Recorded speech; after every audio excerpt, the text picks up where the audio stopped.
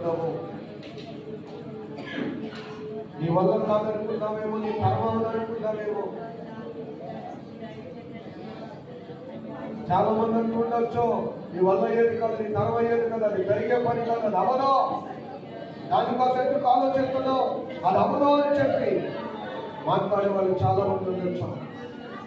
నెహెమ్యా దగ్గర కూడా చాలా మంది మాట్లాడిన మాట, ఆ గోడలు కట్టడానికి చాలా మంది అడ్డుపరచడానికి చాలా మంది చూశారు.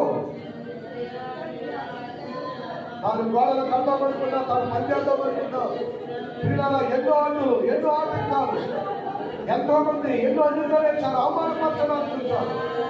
నీ గురించి రాజుతో అలా చెప్తాం, ఇలా చెప్తామని మాట్లాడారు. కానీ నేను మనుషుల వైపు చూడలేదు.